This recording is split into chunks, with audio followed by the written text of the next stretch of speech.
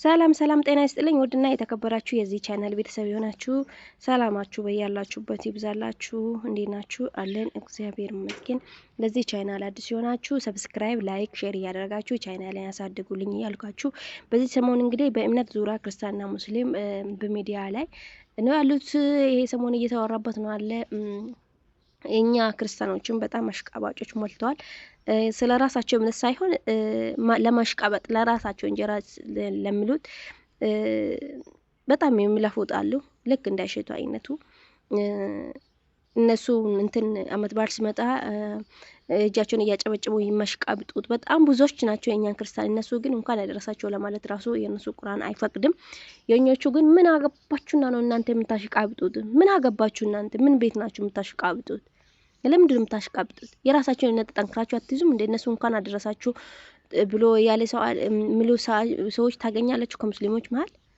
እና አታሽቃብጡ አሸቱም እዚህ ጋር አሁን ስለ አንድ ግለሰብ ነው ማወራ ስለ አንድ ጎደኛ ለእምነቱ ምንም ሳይመስሎ ስለ አንድ ጎደኛ አው ስለ ሰላም ነው አወራ በርግጥ ሰላም የትም ቦታ አስፈላጊ ነው ሁሉም ሙስሊሞች ደግሞ የሞት አዋጅ ያውጃሉ ማለት አንችልም ሁሉም ሙስሊም ደግሞ እንደዚህ ሞትን ያውጃሉ ሰላምን ብስናቸው ማለት አንችልም ልክ አንዱ ግለሰብ ሞትን እንዳወጀ ደግሞ ሌሎቹ ሰላም የሚሰብኩት ሰላም የሚፈልጉት አሉ ሁሉም ሙስሊሞች አንድ ማረግ አንችልም ክርስቲያና ውስጥም ሙስሊም ውስጥ መጥፎና ጥሩ ሰው እንዳለ ክርስቲያን ውስጥም መጥፎና ጥሩ ሰው ይኖራል የትም ቦታ መጥፎና ጥሩ ሰው ይኖራል በዚህ አጋጣሚ እንደው እነሱ የነሱን የኛ በእናንተ ውስጥ ያሉት ነቢያቶች የኛዎች ናቸው ስማቸውን መልሱ ያሉ ሲጀመር ቆይ በዚች ምድር ላይ መጀመሪያ እንደመጣ ከአባቶች ስንማርና ስንሰማ የነበረው ኦርቶዶክስ ክርስቲያን መጀመሪያ እንደመጣ ነው የምናስበው ማን ነው ስሙን የቀየረ ሲጀመር እሺ እነሱ ስላሉ አሁን እነሱ እንደዚህ በአደባባይ ስለወጡና ስለተናገሩ እውነት አሁን ስም ይቀየራል ኦርቶዶክስ እኮ ኢትዮጵያ ውስጥ ብቻ አይደለችም ያለች ክርስቲያን እኮ ኢትዮጵያ ውስጥ ብቻ አይደለም ሁሉም ቦታ ያስቀይራሉ ይሄ የማይነመነት አስተሳሰብ ነው የሚመስለኝ እና ስለሁሉ ነገር እንግዲህ በዚህ አጋጣሚ ብዙዎች እንደውም ወደ ኦርቶዶክስ ወደ ክርስቲያና እየመጡ ነው ሙስሊሞች እውነትን እየተረዱ እየመጡ ነው እንደውም እና ስለ ሁሉ ነገር እግዚአብሔር ልቦና ለሁላችንም ይስጠን ሰላምን ይስጠን ፎም ደግሞ ያዝነው ተያዘ የምለው ሁሉ ነገር ውሸት ነው እግዚአብሔር ደግሞ እሱን ለክፉ አጋልጦ አይሰጥም በቃ እግዚአብሔር ይጠብቃል በመላእክቶቹ ይጠብቃል ጌታ እና ምታሽቃብጡት ክርስቲያኖች እባካችሁ ስለ ራሳችሁ እምነት ብቻ ይወቁ ስለ ሰው እምነት አጋባችሁ አታሽቃብጡ በቃ እነሱ የኛን ልብስ ለብሶ እስቲ እንኳን አደረሳችሁ ብሎ ከኛ ጋር እንትን ስል አይታችሁ ታቃላችሁ በሸሸመኔ በርግጥ በሸሸመኔ ሙስሊሞች እንደዚህ ልብስ ለብሶ ምናምን ማን ነው ታቦት ሲወጣ ምናምን ያስተናግዳሉ እስቲ ምን ይላሉ ሙስሊሞች ስለ ክርስቲያና የሚለው አብረን እንከታተል ይሆናል እስቲ ተከታተሉ ቤተክርስቲያኑን ታቦቱን ልታጋጅለት ይገባል መጀመሪያም የነበረ በአደም ጊዜ የነበረ ነው ኢየሱስም ሙስሊም ነበረ ያስተማረው እስላምን ነው ከዛ በፊት ሙሳም ባህርን የከፈለው የእስራኤልን ከባህር ያሻገረው እሱም ሙስሊም ነበረ ሱለይማንም ሙስሊም ነበረ ሁሉም ነቢያቶች ሙስሊሞች ነበሩ የሰው ልጆች ሆይ ወደዚህ እስላም ጥሪ እናደርግላችኋለን የኢትዮጵያ ኦርቶዶክስ ተዋህዶ አንድ ነገር መማር ያስፈልጋል ዛሬው ዕለት የእስልምና እምነት መሪ ነን የሚሉ ኡስታዞችና ሾች 4 ኪሎ ቤተ መንግስቱ በደብዳቤ ጠይቀው ተፈቅዶላቸው ያመሩ ሲሆን የጠቅላዩ ምላሽ ግን እንደጠበቁ ሳይሆን ቀጥቶ እያለቀሱና እየጎረመረሙ ተመልሰዋል የኡስታዞችና ሾች በተደጋጋሚ ጊዜ 4 ኪሎ ቤተ መንግስት በደብዳቤያቸው እያንኳኩ ሲሆን በመጨረሻም ተፈቅዶላቸው የዝግ ስብሰባቸውን ከጠቅላዩ ጋር አድርገዋል በዚህም ጠቅላዩ ከሰሞኑ ባደረጉት የገደል ዘመቻ ማዘናቸውን ገልጸው ከኢትዮጵያ ኦርቶዶክስ ተዋህዶ ቤተክርስቲያን መማል ብትችሉ መልካም ነው ሲሉ ለመክሰስ ሄዱትን አሳፍረው መልስ ምንም ይሁን የክርስትናና ሃይማኖት የሚያሸማቅቅ ነገር ከተነገረ አላሁ አክበር እንላለን ማለት ባገኘን አጋጣሚ ትምህርት ቤት ውስጥ የትም ያሸማቀቅናቸው ካፊር ነው ይያልነው ያገለልናቸው ሰዎችም እንዲጠላቸው ያደረግናቸው ኖርን ሼኪኛ ቤት ተቀጠረ ቁርአን ሊያስቀራ ለኛ እንኳን ሳያማክር ስማችንን በሙሉ ቀየረው የኔን ጀማል አደረገው ሰው ሁሉ አለባበስ ተቀየረ ቁርአን መቅራት ግዴታችን ነበር ቁል አላሁ አሐድ አላሁ ሰመድ ለም የሊድ ወለም የወለድ ወለም የኩን ለሁ ኩፉወን አሐድ። አላህ አንድ ነው፣ ልጅ የለው ብሎ የኢየሱስን የእግዚአብሔር ልጅነት ለመቃወም የተጻፈች ቻፕተር ናት። ሼኪ የመሆን ምኞት ያደረብን ይዛል። ጀነት ሰው ለመግባት ሪኳየርሜንት ምንድን ነው? 1 2 3 4 5 6 7 እነዚህ ራሱ እውነት ቢሆኑ ሰው ማሟላት አይችልም። እውነት ቢሆኑ ማለት ነው፣ በዚህ ተደርጎ እንኳን ቢገባ። ከዛ ሌላኛውን ሼክ ደግሞ እንጠይቃለን። አላሁ አለም፣ አላህ ነው የሚያውቀው፣ ምን የምናውቀው ነገር የለም። ነቢዩ ራሱ በእኔም ላይ በእናንተም ላይ የምፈረደውን አላቅም ብሏል።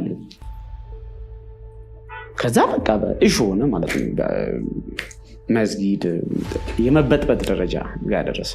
የታሰርኩትም በዚህ ኬዝ ነው። ታሰር በአንድ መዝገብ 3 ሰው ነን የተከሰስነው። አይናቸው እኔ ላይ ነበር የወደቀው። ከእስልምና ተስፋ ቆርጫለሁ።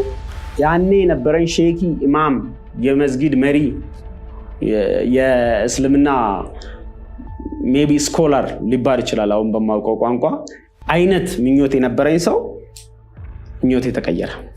እገልሃለሁ አለ። ከዛ በኋላ ጭልጥ ብዬ ዓለምን ዋኘው ማለት ነው። ፈርዖንን አጎብድጄ ያገለገልኩት። ይሄንን አማማ ይሄንን ቪዲዮ የሚመለከቱ ሙስሊሞች ለምን አደረክ ሊሉን ይችላሉ። አይ ዶንት ኖ ኢየሱስን ባላገኝ ኖሮ ብዬ ማሰፈራለሁ። በጣም አስፈሪ። ሜቢ ሞቼ መቃብሬ ደርቋል። ሜቢ እግዚአብሔር በሚያውቀው ነው ይሄን የምለው። ሜቢ አብጄ መንገድ ላይ ነኝ። አይን አባሽን እንዳላጠፋ ናሽት በድንጋይ እንዳልጨርስሽ ረሱል ነቢ ሙሐመድ አለይሂ ሰላቱ ወሰላም የተከበሩ ነው። ቁርአንም የተከበረ ነው። ኢስላም የተከበረ ነው። ኦርቶዶክስ እንጨርሳለን በአላህ ፍቃድ። ጴንጤና ኦርቶዶክስ እንጨርሳለን በአላህ ፍቃድ። አላሁ አክበር። ጂሃድ እናውጅበት። አላሁ አክበር። አለን እስከ ዳር እንነሳበት። የቁም ሬሳ ናቸው። የትናንት ረሱል የተሳደበችው አይም ናት እኮ ወንዳገረድ ነው። አላሁ አክበር። አላህ ረሱልን የተሳደበች ወንዳገረድ ናት እንጂ ሰው አይደለችም። ሀያ ከርከሮ ጥንባታም አይም ናት። ባገኛት እኮ አይን አባቱን አጠፋለሁ እናቱ ትነፋና። ረሱል የተከበሩ ነው ሰለላሁ ዐለይሂ ወሰለም። አላሁ አክበር። ጂሃድ እናውጅበት ካፊር ላይ። አላሁ አክበር። ጂሃድ እናውጅ ካፊር ላይ። አላሁ አክበር። ጂሃድ እናውጅ ካፊር ላይ። ተነሱን እንዋጋ እንዋጋ። አላሁ አክበር። ካፊር ፊናካ። አላሁ አክበር። አድዊ ረቢ ፊናካ። አላሁ አክበር። ጂሃድ እናውጅ። ተነሱ። አላህ ለአላህ ብላችሁ ተነሱ። አላሁ አክበር። አላህ ብቻ በቂያችን ነው። ለአላህ ኑሬን ለአላህ እንሞት ባካችሁ። ሰላም እንደዳችሁ ናስ ምላሽ እንሰጣለን።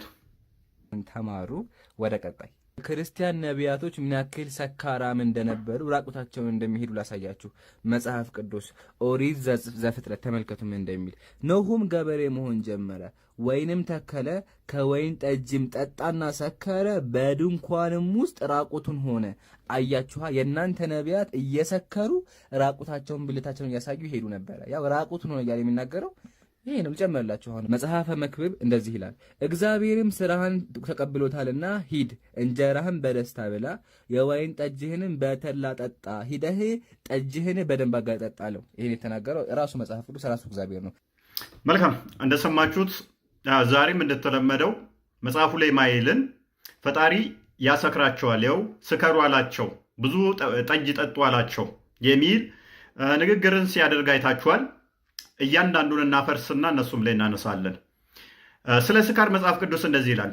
ገላትያ ምዕራፍ 5 ቁጥር 21 ላይ መለያየት፣ መናፍቅነት፣ ምቀኝነት፣ መግደል፣ ስካር፣ ዘፋኝነት ይህን የሚመስል ነው። አስቀድሜ እንዳለው እንደዚህ ያሉትን የሚያደርጉ የእግዚአብሔር መንግስት አይወርሱም። ስለዚህ ስካር የእግዚአብሔር መንግስት እንዳይወርሱ ከሚያደርግ አንዱ ነው ወዳጄ። ስለዚህ መጽሐፍ ቅዱስ ስከሩ የሚል የለም። ነገር ግን መጽሐፈ መክብብ ምዕራፍ 9 ቁጥር 7 ላይ እንዲህ የሚል ጥቅስ አንስቷል። እግዚአብሔር ስራህን ተቀብሎታልና ሂድ እንጀራህን በደስታ ብላ፣ የወይን ጠጅህንም በተድላ ጠጣ። በተድላ የሚለውን በብዙ ጠጡ ይላል መጽሐፍ ቅዱስ ብሎ ወንድማችን አንብቦታል። ሜቢ አማርኛ ማትችል ከሆነ በተድላ ማለት በደስታ ማለት ነው። በደስታ ማለት ብዙ ጠጡ ማለት አይደለም። ብዙ ጠጡ ማለት አይደለም። ምክንያቱም ብዙ እንዳትጠጣ መጽሐፍ ቅዱስ እንደዚህ ይልሃል፣ እንዳትሰክር ይልሃል። ብዙ ከጠጣ ስለምትሰክር። ለምንድን ነው ታዲያ ወይን ጠጡ የተባለው? ወይን ጠጡ የተባለው ወይን አንድ መድኃኒት ስለሆነ ነው። መድኃኒት ከ2000 ዓመት በፊት እንደዚህ ሆስፒታሎች ሳይኖሩ ወይን ምን ነበረ? መድኃኒት ነበረ። ፖል ይህንን እንደዚህ ብሎ ይነግረናል። በአንደኛ ጢሞቴዎስ ምዕራፍ 5 ቁጥር 23 ላይ ስለ ሆድህና ስለ በሽታ ብዛት ጥቂት የወይን ጠጅ ጠጣ እንጂ ወደፊት ውሃ ብቻ ትጠጣ። ስለ ምን እንጠጣ? ትንሽ የወይን ጠጅ። ወዳጄ ወይን ጠቃሚ ነው። ለዛ ነው እንደዛ የተባለው። ሳይንሱ አሁን ላይ ምን ይላል? ይሄንን ከዛሬ 2000 ዓመት በፊት መጽሐፍ ቅዱስ የነገረንን ሳይንሱ አሁን ላይ መጥቶ ኮንፊርም አድርጎልናል። ይሄ እንደምታዩት እዚህ ጋር ያለው ዌብሳይት አንኦፊሻል ዌብሳይት ኦፍ ደ ዩናይትድ ስቴትስ ኦፍ ገቨርንመንት ይላል። የዩናይትድ ስቴትስ ኦፍ ገቨርንመንት ኦፊሻል ዌብሳይት ነው። በዛ ላይ ስለ ወይን ጥቅሞች እንዲቴል አብራርተውታል ዶክተሮቹ ማለት ነው። እንዲቴል አብራርተውታል። ምን ወይን ጠቃሚ ነው። ከምንም በላይ ግን ሁላችንንም እንዲያግባባን ደግሞ በደንብ ዓለማችን ላይ ታዋቂ የሆነውን ጆን ሆፕኪንሰን ዩኒቨርሲቲ ጤና ነኮችን ኢሚዲየት ሪሰርቾች ምናምን የሚወጡበትም ብዙ በዓለም ላይ ተቀባይነት ያለው ስለሆነ እዚህ ጋር ምን ይለናል? እንደዚህ ይላል። Researchers have also suggested that red wine in particular may protect the heart thanks to the antioxidant it contains. ቀዩ የወይን ጠጅ ወይንም ቀዩ ወይን ስፔሻሊ ፓርቲኩላርሊ ምንድን ነው ይለናል? ቤስት ነው። ምክንያቱም ከፍተኛ የሆነ አንቲኦክሲዳንት ስለያዘ ለልብ ጤና ይጠቅማል። ማን ነው ያለው? ይሄንን ሳይንቲስቶች ናቸው ዛሬ ላይ ያሉት። ጥናቱን የሚያደርጉ ምን አሉ? ጠቃሚ ነው። አንቲኦክሲዳንት ለምንድን ነው የሚጠቅመው? በሰውነታችን ውስጥ የሚገኙ ፍሪ ራዲካሎችን ስለሚቀንስ ስለሚያስወግድ፣ ልክ እንደ ዲቶክሲፊኬሽን ስለሚያገለግል፣ እነኚህ ኦክሲዴቲቭ ስትረሶችን ስለሚያስወግድ፣ እነሱ ተተከማቹ በሰውነታችን ውስጥ የፍሪ ራዲካል ክምችት ከፍተኛ ከሆነ ምን ያመጣል? ለሴሎች ዳሜጅ እንዲሆኑ ያደርጋል። ይሄንን ምን ያደርግልናል ታዲያ? አንቲኦክሲዳንት እነኛን ይከላከላል። እነኛ እንዳይፈጠሩ በሰውነታችን ውስጥ ይዋጋል። ክሮኒክ ዲዚዝ እንዳንጠቃ ያደርጋል። ላይክ ሃይ ብለድ ፕሬሸር እንዳንጠቃ የመከላከል ብቃት አለው። ላይክ ዲያቤትስ ታይፕ 2 እንዲሁም ደግሞ ካንሰር፣ እንደዚህ የቱመር እድገቶችን አስቀድሞ የመከላከል ብቃት አለው። አስቀድሞ የመከላከል ብቃት አለው። አንቲኦክሲዳንት የያዙ ነገሮች ማለት ነው። ፕላስ ደግሞ ምንድነው እሱ? አንቲ ኢንፍላማቶሪ ነው። አንቲ ኢንፍላማቶሪ ስለሆነ ክሮኒክ የሆኑ ኢንፍላሜሽንን የመከላከል ብቃት አለው። ወይን ይሄን ሁሉ ጥቅሞች ስላሉት መጽሐፍ ቅዱስ ላይ እንዳሰክር ነገር ግን ወይን ጠጣ ይላል። መስከር ግን ምንድነው እሱ? ኃጢአት ነው። ሌላኛው ያነሳው ምንድነው እሱ? ልብስ ማውለቅ ነው። ዘፍጥረት ምዕራፍ 9 ቁጥር 20 ላይ ኖህም ገበሬ መሆን ጀመረ፣ ወይንም ተከለ፣ ከወይንም ጠጁ ጠጣና ሰከረ፣ በድንኳን ውስጥም ራቁትን ሆነ። የከነዓን አባት ካምም የአባቱን ራቁትነት አየ፣ ወደ ውጭም ወጥቶ ለሁለቱ ወንድሞቹ ነገራቸው ይላል። ኖህ ልብሱን ያወለቀው በቤት ውስጥ ነው፣ በድንኳን ውስጥ ነው። ሰው በቤት ውስጥ ልብሱን አያወልቅም እንደ ወዳጄ ኢምራን? የሙስሊም አባትህ ቤት ውስጥ ልብሱን አውልቆ አያውቅም? አባት ልብሱን ካወለቀ ሮጠ ሄደ ለወንድሞችህ እንደ ኖህ ልጅ ባለጌ ከሆንክ ሮጠ አባቴ ልብሱን አወለቀ ራቁቱን ሆኖ አየሁት ብለህ ታወራለህ ማለት ነው። ኖህ ያወለቀው ልብሱን ቤት ውስጥ እንጂ ሜዳ ላይ አይደለም። ሜቢ እንደ ነብይህ እድሜ ልኩ ልብሱን ሳያወልቅ ስፐርሙንም ላው ላይ ይርጭ እንዴ? ሱናን አናሳይ 296 ላይ እንደዚህ ይላል። ኢት ዋዝ ናሬትድ ዛት አይሻ ሰይድ አይሻ ሕፃኗ በ54 ዓመቱ የ6 ዓመት ሕፃን ልጅ ሆና ያገባት እንዲህ ትላለች። I used to scrub the janaba on another occasion, she said, the semen from the garment of the messenger of Allah. ምን ትላለች? ከልብሱ ላይ ጀናባውን ስፐርሙን በእጄ ጠርግለታለሁ ትላለች። ነቢይ ልብሱ ስለማይወልቅ ነው ልብሱ ላይ ስፐርሙን የሚያንጠባጥበው የሚረጨው። ራቁት መሆን ደግሞ እንዲህ የሚያስገርምህ ከሆነ እንደዚህ ይላል ሳያል ቡካሪ 65:25 ላይ ናሬትድ ኢብን አባስ እንደተረከው I heard Allah's messenger while he was delivering a ceremony on Palbit saying, you will meet Allah barefooted, naked and uncircumcised. የአላህ መልእክተኛ ነቢዩ ሙሐመድ ምን ብሏል? አላህን እንዴት ታገኙታላችሁ? ራቁት በባዶ እግር ራቁት ወሸላችሁ ሳይገረዝ ሆናችሁ ታገኙታላችሁ። ነቢይህን ወሸላው ሳይገረዝ ራቁቱን በቁመቱ በማን ሆኖ? በአዳም ቁመት ሆኖ። የአዳም ቁመት ደግሞ ስንት ነው? እሱ ሳያል ቡካሪ 33:26 ላይ አቡ ሁረይራ እንደተረከው the prophet said Allah created Adam making him 60 cubits tall 60 ክንድ እርዝመት ይዞ ነቢይህን ወሸላው ሳይገረዝ ታገኘዋለህ። ዛፍ ያህል ሆኖ ማለት ነው። ወሸላው ሳይገረዝ ታገኘዋለህ። እኔ አይደለሁም ያልኩት። አንሰርከምሳይዝድ ሳትሆኑ ትገናኛለህ አለ ነቢይህ ነው። ሌላን ጨምር የአላህ ልብስ ራሱ የሚወልቅበት ነው።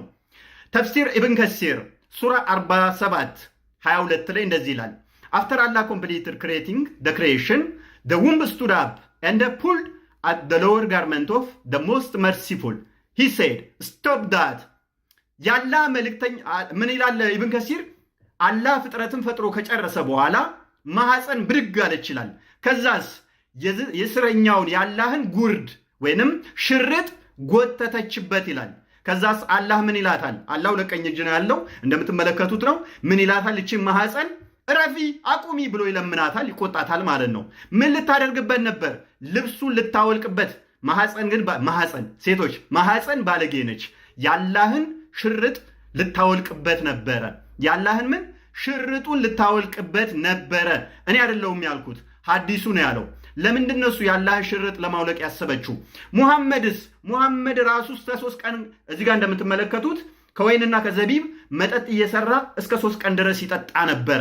ከዛ በኋላስ ሳይ ሙስሊም 898 ላይ እንደዚህ ይላል ትሬንድ upon us as we were with the messenger of Allah. The messenger of Allah removed his clothes till the rain fell on it. We said, messenger of Allah, why do you do this? ከአላህ መልእክተኛ ጋር አብረህ ሆነን ዝናብ ዘነበብን።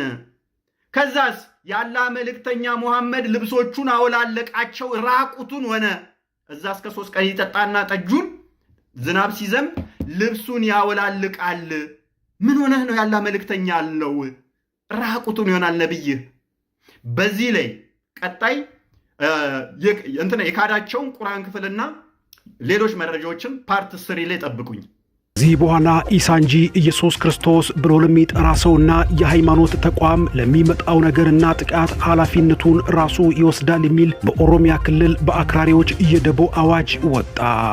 በኦሮሚያ ክልል በሚገኝ አንድ መስጊድ ውስጥ የተሰበሰቡ በርካታ አክራሪ የእስልምና እምነት ተከታዮች ከራሳቸው እምነቶች ያሉ ክርስቲያን አማኞችን የሚመለከት የመንጋ ፍርድ አዋጅ ሲያወጡ በማህበራዊ ሚዲያዎች እየተመላለሰ በመታየት ላይ ይገኛል። እኛ ከምናምነውና ከምንከተለው እምነቶች ተለይቶ የነቢያቶቻችንን ስም ማለትም ነቢይ ኢሳን ኢየሱስ ክርስቶስ፣ ነቢይ ሙሳን ሙሴ፣ ነቢይ ኢብራሂምን አብርሃም ብለው በሀገር ውስጥና ከሀገሮች መጥራት ይቁም። የነቢያቶቻችንን ስም እየቀየረ የሚጠራ በቅርባችንም ያለ እስላም አይደለም። ክርስቲያን ቢኖር ኃላፊነቱን ራሱ ይውሰድ። ኃላፊነቱን መውሰድ የማይችል ከሆነ ለሚመጣው ነገር ተጠያቂ አይደለንም የሚል አሳዛኝም አሳፋሪም ሕግ ማሰማታቸው ሊመጣ የታሰበ የጥፋት ዕቅድ እንዳለ ከድርጊታቸው መረዳት ተችሏል። እፎይን በደንብ አድርጋችሁ ከቁርአን አውጥታችሁ ከአዲስ አውጥታችሁ ይሄ ያልተጻፈ ነገር ነው ያወራው፣ ያልተነገረ ነገር ነው ያወራው ና ብላችሁ ሙልጭ አድርጋችሁ ለክስ እንዲቀርብ እኔም ማግዛችኋለሁ። እንዲጠየቅ በሕግ እንዲጠየቅ እኔም ማግዛችኋለሁ። በሕግ እንዲጠየቅ እኔም ማግዛለሁ። ግን የተናገረው ንግግር ትክክለኛ ከሆነ ምንም ማድረግ አትችሉ። ምንም ነገር የተናገረው ትክክለኛ መረጃ ከሆነ ማንም ብትጮ እኛ ከጎኑ ነው የምንቆመው። ስለዚህ ሙስሊም ወንድሞቼ፣ ሙስሊም እህቶቼ ኑና እሱን በደንብ አድርጋችሁ ያለው የዋሸው ነገር ካለ መጠየቅ አለበት። ስለዚህ እፎይን አመጣለሁ እኔ ጋር መጥቶ ይነጋገራል። ሰላም እንዴት ናችሁ? ይህንን ልጅ አንዴ ያዳምጡት። ህፃኑን የሚለው አሮጊቶች ጀነት አይገቡም፣ እንዲሁም ሽማግሌዎች ጀነት አይገቡም ለምን የሚል ነገር ጭንቅላታችሁ ላይ ከረፈ። አሮጊቶችና ሽማግሌዎች ዱንያ ላይ የፈለጉትን ያህል መልካም ስራ ቢሰሩ አሮጊትና ሽማግሌ ሆነው ወደ ጀነት አይገቡም። ይህ ደግሞ የረሱላችን ሰለላሁ ዐለይሂ ወሰለም ንግግር ነው። ሴቶች የሁረል አይንን ቁንጅና ውበት እንዲሁም ግርማ ሞገስ ይዘው ወደ ጀነት ሲገቡ፣ ወንዶች ደግሞ የዓለም ሁሉ ቆንጆች ቢሰበሰቡ የሱን ግማሽ ቁንጅና አያክልለትም የተባለው የነብዩላህ ዩሱፍን ቁንጅና ይዘው ወደ ጀነት ይገባሉ። ምንኛ መታደል ነው! አላህ ጀነተል ፊርደውስን ይወፍቅሽ። እንደሰማችሁት ነው። በእርግጥ የእስልምናን ቲዮሎጂ በደንብ ለማታውቁ ህፃኑ ስለምን እያወራ እንዳለ ግልጽ ላይሆንላችሁ ይችላል። ህፃኑ እያወራ ያለው እንደ እስልምና አስተምሮ በገነት ሄደን ዘላለማዊ የሆነ ወሲብ የምናደርግበት ወጣት ሆነን እንኖራለን የሚለውን የሙሐመድን አስተምሮ እያወራ ነው። የመቶ ወጣቶች ጉልበት ይሰጠናል፣ እንደ ሽማግሌዎች እንደ አሮጊቶች አንደክምም፣ ዘላለማዊ የሆነ ኢተርናል ኢሬክሽን ወንዶች ይኖራቸዋል፣ ተሴቶች ደግሞ ጡታቸው የማይረግብ የሚለው የሙሐመድን አስተምሮ ይዞ ቆነጃጅት የሆኑ በቁርአኑም ላይ ያለ በሐዲስም በብዙ ቦታዎች አሉ እንደገና ተጨማሪ ሆላን የሚባሉ ሴቶች ይፈጠሩልናል፣ ወሲብ እናደርጋለን የሚለውን ቅዠት እየነገረን ነው የህፃን ልጅ ማለት ነው። ይሄ የዝሙት ቅዠት ይባላል፣ በዝሙት መስከር ይባላል። እንደዚህ አይነት በገነት እንደዚህ እጄ እንደዚህ ያደርጋለሁ የሚለው ናፍቆት በዚህ ህፃን ሲነገር በጣም ያሳዝናል። ምክንያቱም በዚህ ህፃን እድሜ ላይ ሆነን እኛ ምናልባትም ወሸላ ምንድን ነው ጥቅሙ ብንባል ሽንት መሽኛ ነው ብንል ነው እንጂ በገነት እጄ ሙሐመድ እንደዚህ ብሎኛል ወሲብ አደርግበታለሁ የሚል አስተምሮ አይምሯችን ውስጥ አይመጣም። ከመጣም የጤንነት ስሜት አይደለም በዚህ እድሜ እኔ በዚህ እድሜ ላይ ሆኜ በገነት ኢተርናል የሆነ ሪሌክሽን ይኖረኛል፣ 72 ደናግል ይሰጡኛል፣ በየጥጋጥጎ የሚገኙትን እነሱን ገዛለሁ፣ ወሲብ አደርጋለሁ የሚል ቅዠት አልመኘውም። ለምንድን ነው እሱ አሮጊቶቹና ሽማግሌዎች ገነት አይገቡም ያለው? ይሄ በምድር ላይ ሙሐመድ የሚከተሉት አርያቸው ምሳሌያቸው የሚሉት ያደረገው አንድ ነገር አለ። ሳውዳ የምትባል ሚስት ነበረችው ሙሐመድ። እድሜ በመግፋቷ ብቻ ጠላት፣ ፊት አዞረባት፣ ፊት ነሳት። ከዛስ ፊት ሲነሳት እንዳይፈታት ሱራ ኒሳ ወይም ደግሞ የሴቶች ምዕራፍ አያ 128 ተፍሲሩን በአልቁርጡቢ ቼክ አድርጉት። ፊት ሲነሳት ምን አደረገች? እሷ ጋር የሚመጣውን ከእሷ ጋር የሚያድረውን ከእሷ ጋር ወሲብ የሚያደርገውን ለህፃኗ ልጅ ለአይሻ በ53 ዓመቱ የ6 ዓመት ልጅ ያገባትን ለእሷ ለቀቀች። የ53 ዓመት ሆኖ የ6 ዓመት ህፃን ልጅ ነው ያገባው ሙሐመድ። ለእሷ ምኑን ለቀቀች? ተራዋን ለቀቀች። ሳውዳ እድሜ በመግፋቷ ብቻ ነብዩ ሊፈታ ስለሆነ ይህንን ስለፈራች ተፍሲር አልቁርጡቢን ቼክ አድርጉት። ከዛስ ሙሐመድ ወይ መጣልኝ አለ፣ መገለጥ መጣልኝ አለና ሱራ ኒሳ አያ 128 ላይ እንደዚህ አለ፣ ሴትም ከባሏ ጥላቻን ወይም ፊቱን ማዞርን ብታውቅ በመካከላቸው መስማማትን ቢስማሙ በሁለቱ ላይ ኃጢአት የለም አለ። ስለዚህ ፊት እንደነሳ ታወቀች። ምን ተስማሙ? ጊዜዋን ከእሷ ጋር የሚያሳልፈውን ጊዜ ለህፃኗ ልጅ ለአይሻ ልለቅ ወረፋዋን ተስማሙ። አይሻ በምትኩ ምን አለች? እንደ ሳውዳ ምርጥ ሴት የለችም አለች። ያው አዲሱን ቼክ አድርጉት። ቀኗን ለቃልኛለች አለች ህፃኗ አይሻ። ይኸው ሐዲሱ። ሳውዳ ሌላኛ ለምንድን ነው እሱ ሙሐመድ እንዲፈታት የሆነው? አንድ እድሜ መሄዷ፣ ሁለተኛው ወፍራም ስለሆነች ወፍራም ነበረች እና ሽንቷ ልሸና ስትሄድ ራሱ የሙሐመድ ተከታይ ወይም ጓደኛ የሆነው ዑመር አልከታብ ሾፏታል ሽንቷን ሲሸና እና ሾፏት ምንድን ነው ያለው? የትም ብትደበቂ አንቺ ወፍራም ስለሆንሽ ከኛ እይታ ውስጥ አታመልጭም ማለት ነው። ያው ሸሚያ ሲዛላል መታ ለባሏ ነገረችው ለሙሐመድ እንደዚህ ያለ የሚለው ኤሬስ ብቻ ምንድነው ሴቶች ይከናነው ይሸፋፈኑ የሚለው ሙሐመድ ሚስቶቹ ሲሉ እያዩበት ስለተቸገረ ነው። ከዚህ ጋር የተያዘ ነው መከናነም መሸፋፈንም የመጣው ማለት ነው። ዑመር አልከታብ የትም ብትደበቂ እናይሻለን ምናምን ነገር ስላላት ሽንቷ ሲሸና ማለት ነው። ኤሬስ አዲሶቹን ቼክ አድርጓቸው እና ዛሬ ማታ በዚህ ጉዳይ ላይ እንገባና የዝሙት ቅዠት በገነት ውስጥ እውነት ይሄ ጤንነት ስሜት ስለሆነ እንወያይበታለን። ከምሽቱ 3 ሰዓት በኋላ ብቅ በሉ። አንድ ሰው የሙስሊሙ ነው እማ ይሄ ሁላ ህዝብ የሚከተለውን በአደባባይ እየወጣ ሲዘልፍና ሲያንቋሽሽ ሀይ የሚል ሰው ጠፋ። በትክክለኛ በህግ መጠየቅ ይችላል። እያንዳንዱ ከአፉ የሚወጣው ቆሻሻ ንግግር አድርሱላት ለአሲያ። እስኪ እነዚህን ቆሻሾችስ ምን ትያቸውን እናንተን ማለት ነው። በነገራችን ላይ ለሃይማኖትሽ ያለሽን አቋም ሳላደንቅልሽ አላልፍም። አድርሱላት። ኢየሱስ ክርስቶስ የወይን ግንድ ነው፣ እንጨት ማለት ነው። ገባ? እንጨት ተቆርጦ በተጣለ ጊዜ የሚደርቅ እንጨት፣ መጥረቢያ በመጣ ጊዜ የሚፈለጥ እንጨት፣ ቀጥሎ ደግሞ እሳት ውስጥ የሚገባ የሚነድ እንጨት ማለት ነው። ገባ አይደል? ኢየሱስ ክርስቶስ ዲያብሎስ ነበር። በመቀጠል ደግሞ ኢየሱስ ክርስቶስ እጁን ሳይታጠብ የሚበላ በሽተኛ የአእምሮ ችግር አክል የነበረበት ሰው ነው ማለት ነው። ስለዚህ ይሄ በዚህ ሰውዬ መመራትን በፍጹም የሚቻል ሰው አይደለም። ስለዚህ ነው ሰዎች ክርስቲያኖች አሁንም የኢየሱስ ክርስቶስን እብደት ለማስቀጠል እየተሯሯጡ የሚገኙት ማለት ነው። ወሰላሙ አለይኩም። ክርስቲያኖች እንግዲህ የኢየሱስ ክርስቶስን እብደትና ውሸት የጳውሎስን ቅዠት ኦሆላና ኦሆሊባ ሸርሙጦች ናቸው። እግዚአብሔር አግብቷቸዋል፣ ልጆች ወልዶባቸዋል። መልሱ የኩፍር ስርዓት ከነ ተከታዮቹ ተንኮታክቶ ከምድረ ገጽ ላይ ጠፍቶ ኢስላም የበላይ የሚሆንበትን አላህ ሳያሳየን አይግደለን። የኢስላም የበላይ ለመሆን እኛም ህይወታችንን፣ ገንዘባችንን፣ ጉልበታችንን ለመስጠት ወደ ኋላ የማንል ጀግኖች አላህ ያደርግልን። በሀገራችንም በሌሎችም ሙስሊም ሀገር የመጣውን በላ አላህ ያንሳልን።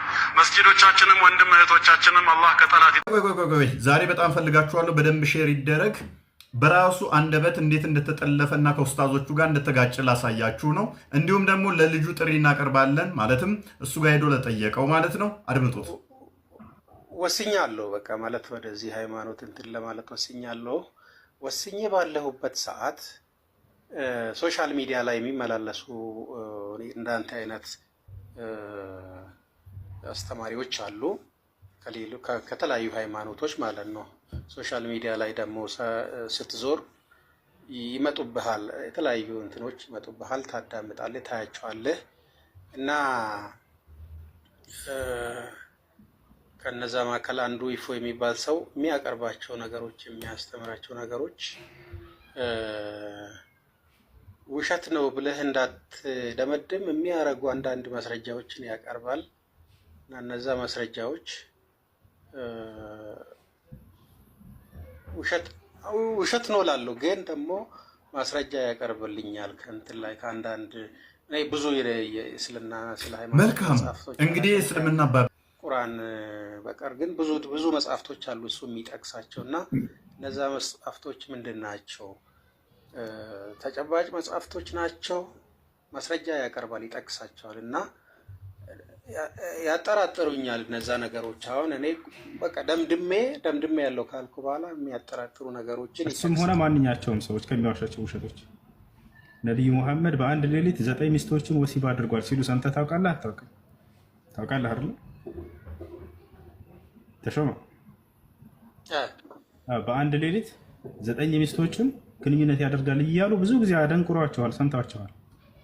ለምሳሌ ይሄ ውሸት አልኩት። ለምሳሌ ባደረጋቸው የሚለው ግን አለ ወይ እዛ ላይ ከስንል የለም፣ በፍጹም ውሸታቸውን ነው። ምን ነበር ያለው ነገር ከተባለ ነቢዩ ሙሐመድ ሰለላሁ ዐለይሂ ወሰለም ካነ የጡፉ ዐላ ኒሳኢሂ ፊ ሌይለቲ ልዋሒዳ ይላል። ወካነ ዒንደሁ የውመኢዝን 9 ኒስዋ ይላል። ለነቢዩ ሙሐመድ ሰለላሁ ዐለይሂ ወሰለም 9 ሚስቶች ነበሯቸው። በአንድ ሌሊት ሁላቸውንም ይዞሩ ነበር ነው የሚለው ሐዲሱ። አሁን ይሄን ወሲብ ያደርጉ ነበር ብለው ይነግሯቸዋል። መልካም እንግዲህ እስልምና ባቢሎን እንደቀጠለ ነው። ሄዶ የጠየቀው ሻዳ ሊይዝ አስቤ ነበረ ከዚህ በፊት፣ ነገር ግን የእፎይን አስተምሮ ከሰማው በኋላ ወደኋላ ፈግፍግ ያለውኝ ብሎ ለጠየቀው እፎይ እየዋሸ ነው ወይንስ ትክክለኛ አስተምሮታችሁ ነው ብሎ ሲለው አይ እፎይ እየዋሸ ነው፣ ለምሳሌ በአንድ ሌሊት 9 ሴቶችን ነቢያችን ይገናኛል ብሎ ዋሽቶባቸዋል በነቢያችን ላይ ብሎ ምን ላይ ሰጠ ማለት ነው። እኔ ነኝ የዋሸሁት?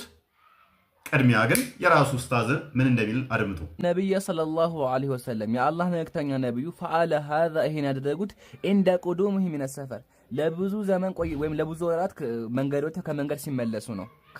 ለብዙ ወራት ቆይተው ከመንገድ ሲመለሱ ከሁሉ ሚስቶቻቸው ጋር ተኝተዋል። ለምን ከተባለ ፍትሃዊ ለመሆን። ስሜት አላቸው ሚስቶቻቸው አይደለ? ስለዚህ ለሁሉም ፍትሃዊ ለመሆን እነሱ ጋር ጾታዊ ግንኙነት ያደርጉ ነበር። ለምን ከተባለ ሴቶች እንደምናውቀው ስሜት አላቸው እንደ ወንዶች አይደለ? ስለዚህ ያንን ስሜታቸው እንዳያስቸግራቸው ነብዩ ሰለላሁ ዐለይሂ ወሰለም ወደ አሁኑ ሲመጡ እነሱ ጋር ጠዋፍ ያደርጉ ነበር ወይም ደግሞ አብራቸው ይተኙ ነበር። ማስረጃ ተመልከቱ። ኢነል ሂክመተ እዚህ ጋር ጥበቡ ምንድነው ከተባለ ፊ ጠዋፊ ዐለይሂን እነሱ ጋር በአንድ ላይ መተኛቱ ጥቅሙ ምንድነው ከተባለ ካነ ነበረ ሊተሕሲኒህን እነሱን ለመንከባከብ ነበረ። ወካነሁ አራቸው ራሱ ፍትሃዊ ሆኖ ነብያችን ሁሉም ጋር ተኝተዋል። ለምን ሲባል ለብዙ ቆይተዋል፣ መንገድ ወጥተው ቆይተዋል። ስለዚህ ከመንገድ ሲመለሱ ያው የሁላቸውንም ሐቅ ለመወጣት ከሁሉም ጋር በአንድ ላይ ተኝተዋል ነው። መልካም እንደሰማችሁት የኛው ኡስታዝ ደግሞ ሲል በአንድ ሌሊት በአንድ ጥባት 9 ሴቶችን ነብያችን ወሲብ አድርጓል። ይሄን ፍትሃዊ ለመሆን ነው ያደረገው አለ። ኡስታዙ ነው ያለው፣ እኔ አይደለሁም። ማንኛው ነው ትክክል? ኢብን ሀጀር አልአስቀላኒ ይሄ ኡስታዝ ወይንስ ያንኛው እፎይ ዋሽቷል ነብያችን በአንድ ሌሊት 9 ሴቶች ጋር አልተገናኘም ያለው ነው? ማንኛው ነው ትክክል? ሌላ ኡስታዝ ደግሞ አሁንም ከሱ ጋር አትቅጠፍ በነብያችን ላይ ብሎ ያለውን ኡስታዝ የተከራከረውን አድምጡት። ይህን ሐዲስ ሁለተኛው ሐዲስ አልፈሰረውም። የአሁኑ ሳለ ለምንድን ነው አንተ በዚህ ብቻ ተቂዳ ያደረግከው ነው? ምክንያቱም ሁሉም ይሄን የሚናገረው ሌላ ሐዲስ ላይ ሌላ ሪዋያ ላይ ምንድን ነው ጅማ የሚል ቃል ፈጽሞ ጅማ ቃል መኖሩ እሱ ምንም ጅማ መኖሩ ምንም ግዴታ አይደለም። ይሄ እኮ አንድ ሰው ያውቀዋል እኮ። ሐዲሱ ምንድን ነው መጨረሻ የሚለው? ሐዲሱ ምንድን ነው የሚለው?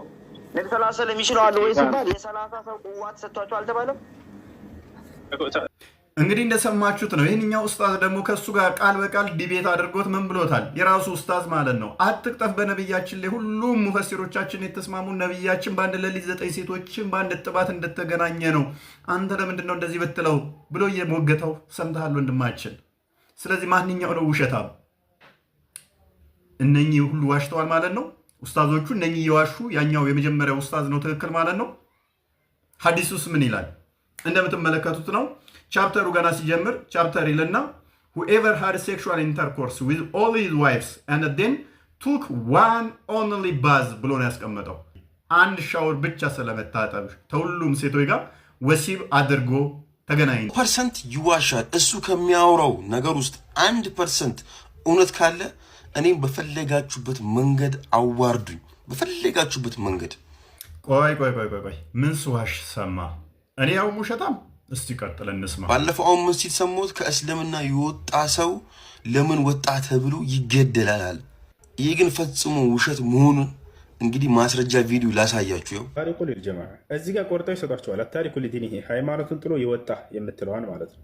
ያኛውን ለምን አይጨርሱት? ይሄን ሐዲስ አሁን አሳያቸዋለሁ። ይሄን ቆርጠው ግማሹን ይሰጧቸዋል።